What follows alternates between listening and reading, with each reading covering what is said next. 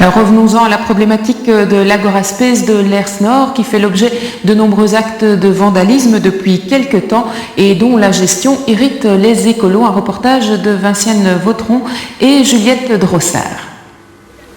Mercredi 17h, l'Agora Space de l'Hers Nord est fermée. Pourtant, une dizaine de jeunes du village sont à l'intérieur.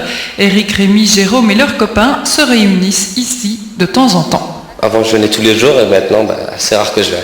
Au début, il y avait des terrains, il y avait des tournois, on pouvait gagner des ballons, tout. Avant, il y avait un groupe qui venait ici et on faisait des tournois entre nous. Mais maintenant, ils ont tout laissé tomber, tout le monde. Il n'y a personne qui vient ici. Et qu'est-ce qui s'est passé là?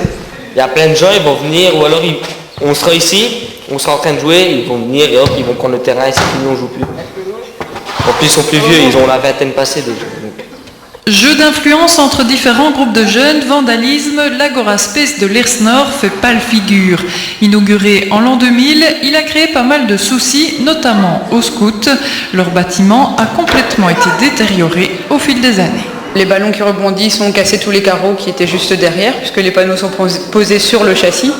Donc on doit à chaque fois ramasser les morceaux de verre. Alors sur les panneaux de bois, on a souvent des insultes qui nous concernent ou qui concernent d'autres personnes, des mots obscènes.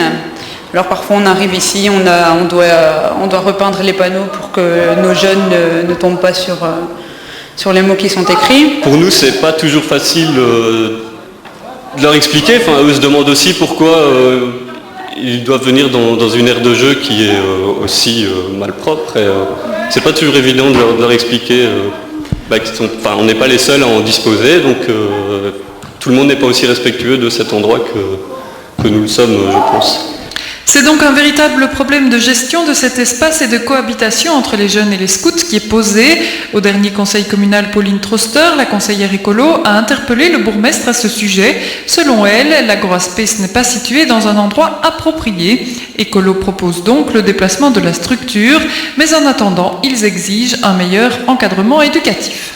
Si l'Agora Space n'est pas déplacée, nous, ce qu'on aimerait bien au niveau d'écolo pour la population étainpuisienne, c'est donc justement un encadrement éducatif, qu'il y ait un éducateur de rue qui vienne, qui accompagne les jeunes, qui permettrait aussi par exemple de prendre le groupe en charge au moment des activités scouts pour faire des activités en dehors de la cour. Le bourgmestre de son côté reconnaît qu'il existe un problème au niveau de la fréquentation de l'Agora Space. Il a donc décidé de serrer la vis. Le respect est une valeur essentielle.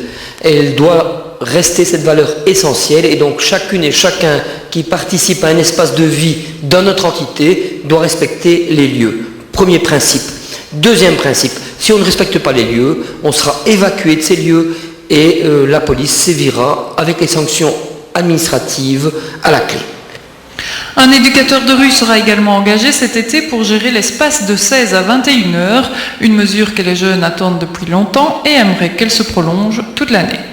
Qu'est-ce que tu aimerais bien qu'il se passe ici? Plusieurs animations, même organiser un autre truc s'il faut. Comme là-bas, il y a un terrain de foot, des tournois, quoi. N'importe. Vous seriez preneur? Ouais. D'office.